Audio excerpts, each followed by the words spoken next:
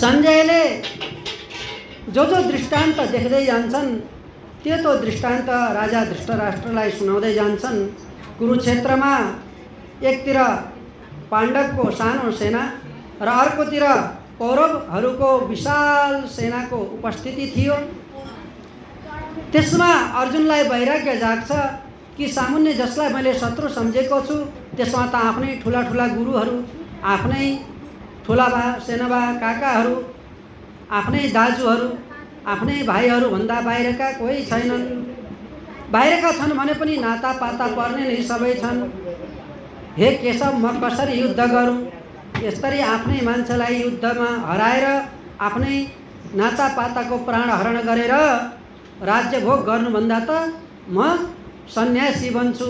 मेरो हात पनि कामेको छ, मेरो शरीर पनि थरथर कामेको छ, यो हातले गाण्डीवलाई धारण गर्न पनि सकेको छैन।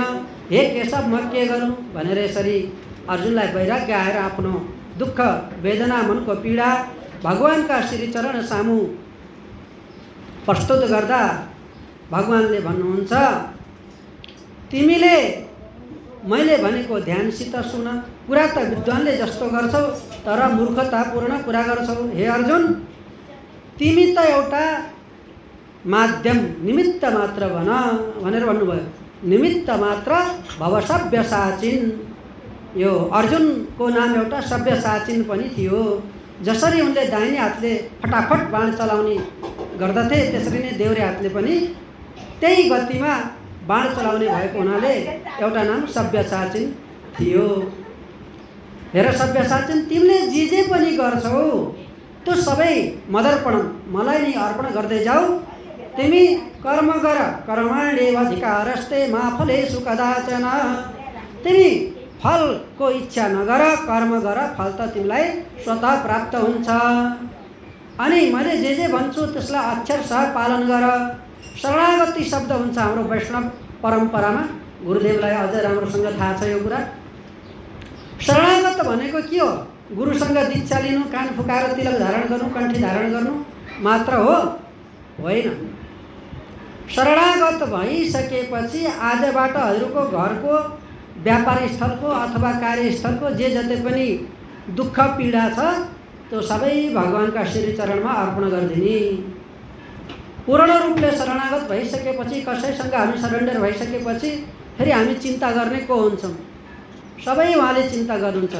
घरमा सानो बालक हुन्छ, ऊ भोकायो कि तिर्खायो कि त्यो बालकले पिर मान्नु पर्छ र पर्दैन नि? उसको पिर कसलाई हुन्छ? माता पितालाई। त्यसरी नै हजुर हामी पनि कसैका बालक हौँ। हाम्रा माता पिता पनि कसैका बालक।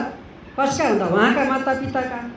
यसरी हामी माथिल्लो तहमा जाँदै जाँदै जाँदै कहाँ पुग्छौँ? भगवानको श्रीचरणसम्म पुगिन्छ। जसरी तल्लो गर माथिल्लो गर, माथिल्लो गर भन्दा अझ माथिल्लो गर, जाँदा जाँदा सिरानो गरेर पुगिन्छ, पुगिन्न? सबभन्दा सिरानो को हुनुहुन्छ?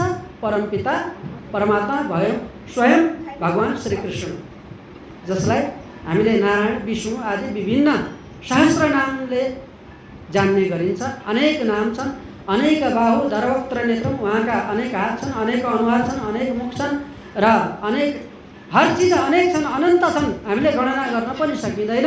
उहाँले भन्नुहुन्छ, हे जीवात्मा, तिम्रो अस्तित्व जबबाट मेरो छ तबबाट नै छ। के भन्नुहुन्छ भन्दाखेरिमा ममै वांशो जीवलोके जीवभूतः सनातनः। सनातन भनेको जसको न आदि छ न अन्त छ।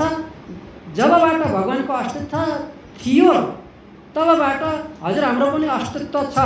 तर भगवानको जन्म र मरण हुँदैन, हजुर हामी जन्मने र मर्ने गरिराख्छौँ।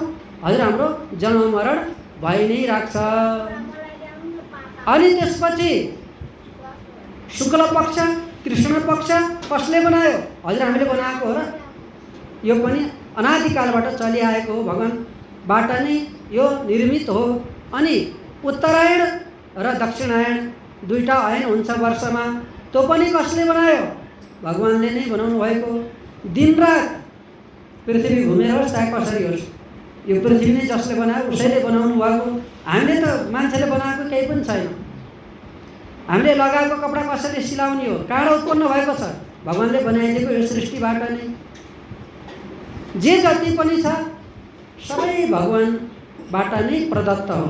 अनि भगवानले काँडा ल्याउनु भयो यत्रो कुरा भन्नु होला।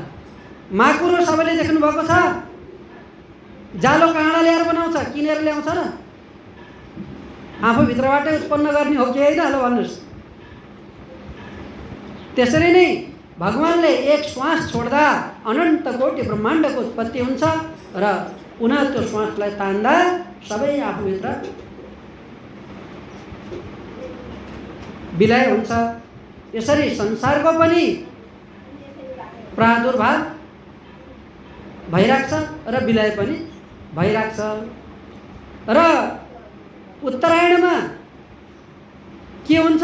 देवताहरूको दिन हुन्छ, दक्षिणायनमा देवताहरूको रात हुन्छ। कसैको घरमा हजुर दिउँसो जानुभयो भने प्राय ढोकाहरू खुल्लै हुन्छन्, हो कि होइन? राति जानुभयो भने त भित्रबाट गजबार लगाएर, आउलो लगाएर, ताला लगाएर जे लगाउने व्यवस्था छ। सबैले आफ्नो आफ्नो गेट बन्द गरेर बस्नुहुन्छ कि बस्नुहुन्न? ढोका बन्द। यो उत्तरायण, दक्षिणायन, शुक्ल पक्ष, कृष्ण पक्ष, 7 बार पक्ष, अयन, ऋतु सबै भगवानले बनाउनु भएको, हजुर हामीलाई पनि भगवानले नै बनाउनु भएको मातापिता माध्यम मात्र हो। यसरी अक्षरशः भगवानले जे हामीलाई अर्थी उपदेश दिनुभएको छ अर्जुनजीलाई माध्यम बनाएर त्यसको पालना गर्नु नै अक्षर ब्रह्म हो। यो 8औं अध्यायमा के छ त हामीले जान्नुपर्ने हुँदैन। 28 वटा श्लोकले यो युक्त छ। यस योगको नाम अक्षर ब्रह्म योग हो। र योग भनेको के? साधारण भाषामा योग भनेको जोड्नु। के जोड्नु?